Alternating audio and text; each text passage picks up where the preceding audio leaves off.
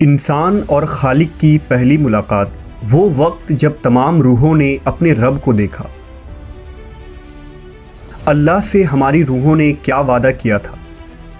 اس دنیا میں آنے سے قبل عالم ارواح میں انسانوں نے کتنی مدت گزاری تھی؟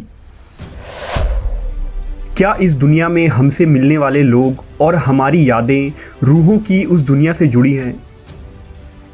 آج ہم اس ویڈیو میں عالم ارواح کے پر اسرار باتیں اور اس مقدس میثاق یا عہد کے متعلق جانیں گے جو بنی نوح انسان نے اپنے رب سے کیا تھا۔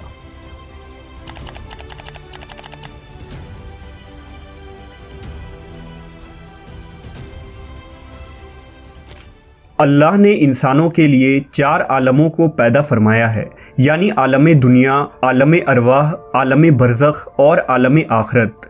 انسانی حیات انہی 4 عالموں میں سفر کرتی ہوئی اپنے نتیجے تک پہنچتی ہے اور ہر شخص کو ان 4 عالموں سے گزرنا ہے۔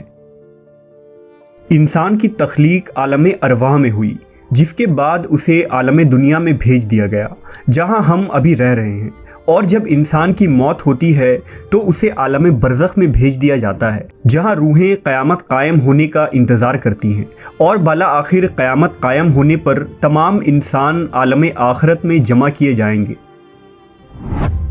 دراصل انسان کی تخلیق عالم ارواح میں ہوئی ہے۔ اس عالم کو عالم ارواح اس لیے کہتے ہیں کیونکہ وہاں صرف روحیں رہتی ہیں۔ اس دنیا میں بھیجے جانے سے قبل ہم اسی عالم ارواح میں رہا کرتے تھے۔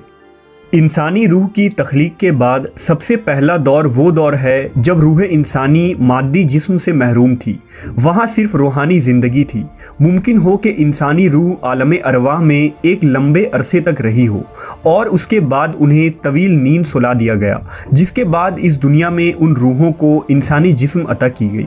مختصر یہ کہ دنیا میں اب تک جتنی بھی جسم پیدا ہو چکی ہیں اور قیامت تک جتنے جسم بھی پیدا ہوں گے، ان سب کی روحیں اپنی جسمانی وجود سے بھی بہت پہلے پیدا ہو چکی تھی اور یہ عالم ارواح میں جمع ہے، اور دنیا میں جب کسی روح کا جسم پیدا ہوتا ہے تو وہ روح اس جسم میں بھیج دی جاتی ہے۔ جب اللہ نے انسان کی تخلیق کا ارادہ فرمایا تو حضرت آدم علیہ السلام کو مٹی سے پیدا کیا، پھر اسی مٹی کو کیچڑ میں تبدیل کر کے ایک عرصے کے لیے چھوڑ دیا گیا، اور جب اس کیچڑ کا گارا بنا تو اللہ نے اسے مختلف مراحل سے گزارا اور ایک خاص شکل و صورت دے دی،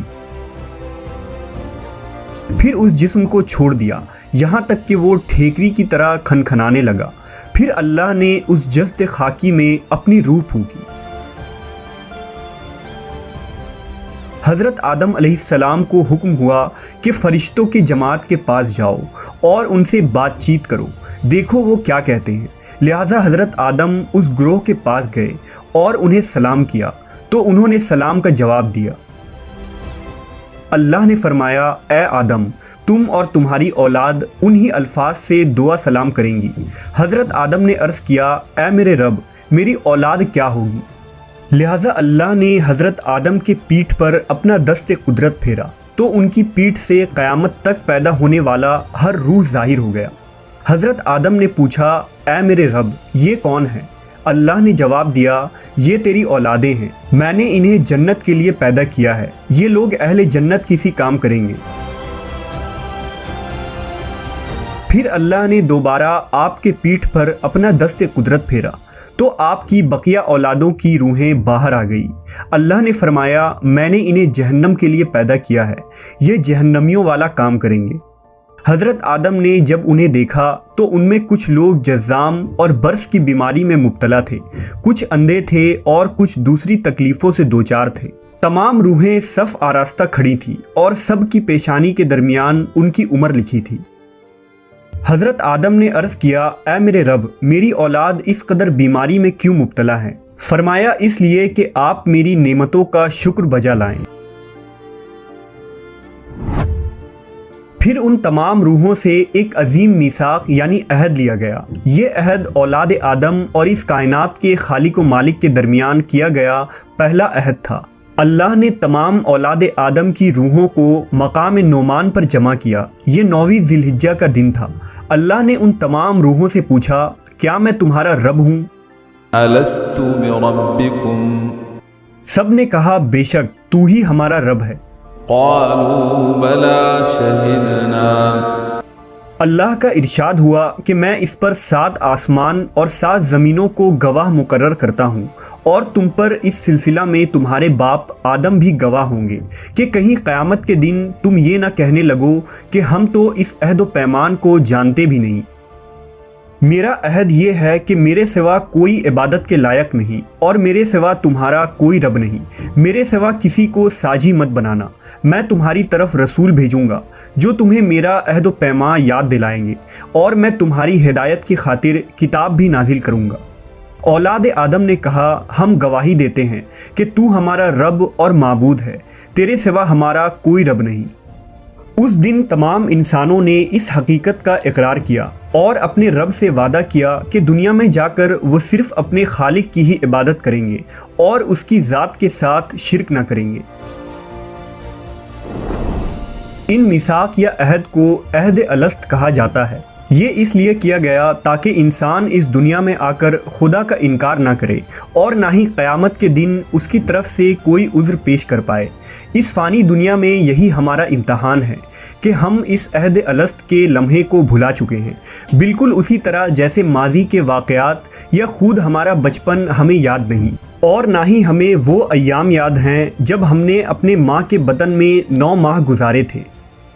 لہٰذا اللہ نے نوع انسان پر رسولوں اور پیغمبروں کو بھیجا اور انہیں کتاب دی تاکہ ہم ہدایت پائیں اور اس عہد کی پاسداری کریں۔ دراصل اللہ کو یہ منظور ہی نہ تھا کہ وہ عہد انسان کو ہمیشہ یاد رہے، کیونکہ اس صورت میں انسان اللہ سے بغاوت اور اس کی نافرمانی کر ہی نہیں سکتا تھا، اور یہ بات مشیت الہی کے خلاف ہے، کیونکہ یہ دنیا دارالامتحان ہے۔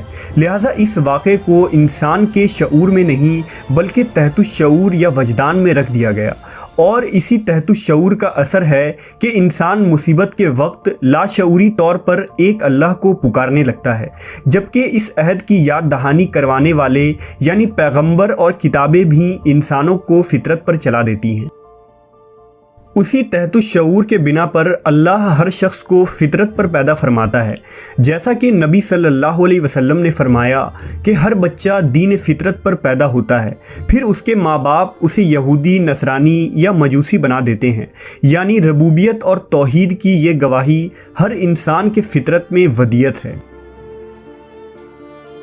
حضرت ابو ہریرہ سے روایت ہے کہ نبی کریم صلی اللہ علیہ وسلم نے فرمایا روحیں عالم ارواح میں الگ الگ جماعتوں میں ہوتی ہیں، تو ان میں سے جن میں آپس میں وہاں جان پہچان تھی تو وہ دنیا میں بھی ایک دوسرے سے مانوس ہوتے ہیں، اور جن میں اجنبیت تھی وہ دنیا میں بھی الگ الگ رہتی ہیں۔ لہٰذا نیک کردار لوگ نیک اور اچھے لوگوں سے محبت رکھتے ہیں، اور جو لوگ فاسق اور بدکار ہوتے ہیں وہ فاسقوں اور بدکاروں سے محبت کرتے ہیں۔ صوفیہ کرام کے نزدیک بھی یہ میثاق بنی آدم سے عالم ارواح میں لی گئی تھی، جسے انسان نے اس دنیا میں آ کر بھلا دیا، لیکن طریقت کے مراحل سے گزرنے کے بعد بعض صوفیاں کو اس کے حیرت انگیز تجربے ہوئے ہیں۔ مثلاً علامہ آلوسی نے لکھا ہے کہ ذو النون مصری جو مشہور صوفی بزرگ تھے، ان سے یہ پوچھا گیا کہ کیا آپ کو وہ میثاق یاد ہے؟ تو انہوں نے کہا بالکل، گویا اب بھی میرے کانوں میں اس عہد اور میثاق کی آواز آ رہی ہے۔ علامہ آلوسی مزید لکھتے ہیں کہ بعض صوفیہ اور عارفین نے یہ بھی لکھا ہے کہ انہیں ایسا محسوس ہوتا ہے کہ وہ میثاق گویا کل ہی لیا گیا ہو، لیکن یہ تصوف کے وہ اسرار ہیں جو بعض صوفیہ پر ہی کھلتے ہیں، جبکہ قرآن و سنت میں اس کے کوئی شواہد نہیں ملتے۔ روایت ہے کہ حضرت علی علیہ السلام کے پاس ایک شخص آیا اور سوال کیا کہ اے مولا علی، عالم ارواح میں انسان کی روح کیا کر رہی تھی؟ تو امام علی نے فرمایا اللہ نے آدم کی تخلیق سے لاکھوں سال پہلے ایک عالم بنایا، اور اس جہاں کو ارواح کی دنیا کہا جاتا ہے۔ یہ یاد رکھنا کہ اس دنیا میں تخلیق کی گئی ہر روح اللہ کی عبادت کر رہی تھی اور عرض کر رہی تھی کہ اے اللہ، مجھے بھی امتحان کے راستے سے گزار تاکہ میں بھی امتحان دے کر تیرے محبوب سے محبوب بندہ بن جاؤں۔